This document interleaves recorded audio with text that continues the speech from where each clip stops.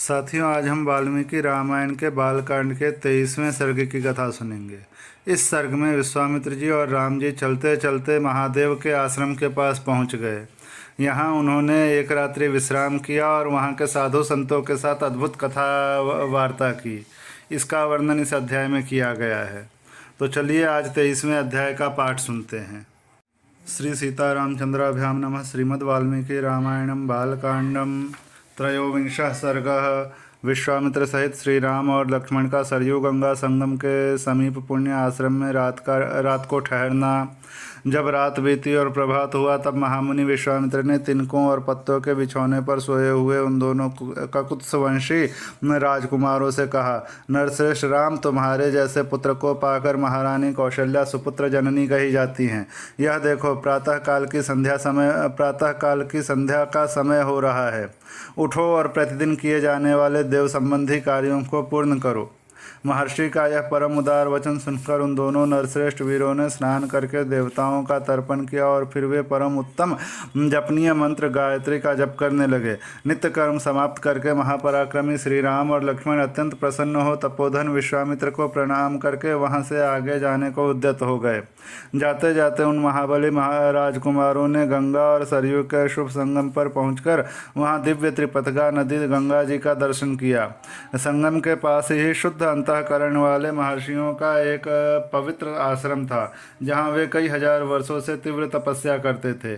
उस पवित्र आश्रम को देखकर कुल रत्न श्री राम और लक्ष्मण बड़े प्रसन्न हो गए। उन्होंने महात्मा विश्वामित्र से यह बात कही, भगवान, यह किसका पवित्र आश्रम है और इसमें कौन पुरुष निवास करता है? यह हम दोनों सुनना चाहते हैं। इसके लिए हमारे मन में बड़ी उत्कंठा है। उन दोनों का यह वचन सुनकर मुनिश्रेष्ठ विश्वामित्र हंसते हुए बोले, राम, आप यह आश्रम पहले जिसके अधिकार में रहा है उसका परिचय देता हूँ, सुनिए। विद्वान पुरुष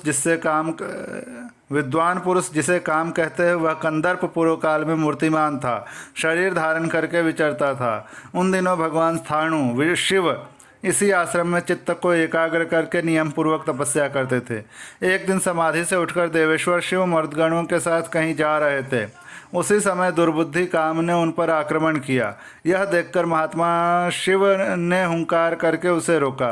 रघुनंदन भगवान रुद्र के रोष भरी दृष्टि से अवहेलना पूर्वक उसकी ओर देखा। फिर तो उस दुर्बुद्धि के सारे अंग उसके शरीर से जीर्ण शीर्ण होकर गिर गए।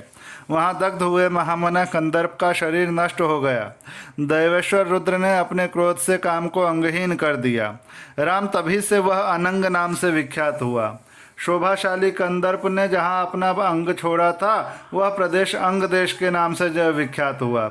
यह उन्हीं महादेव जी का पुण्य आश्रम है। वीर, ये मुनि लोग पूर्व काल में उन्हीं स्थानों के धर्मपरायण शिष्य थे।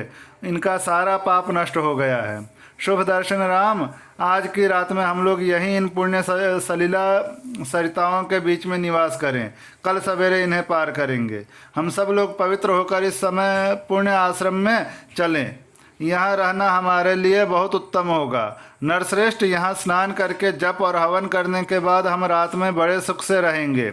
वे लोग वहाँ इस प्रकार आपस में बातचीत कर ही रहे थे कि उस आश्रम में निवास करने वाले मुनि तपस्या द्वारा प्राप्त हुई दूरदृष्टि से उनका आगमन जानकर मन ही मन बड़े प्रसन्न हुए।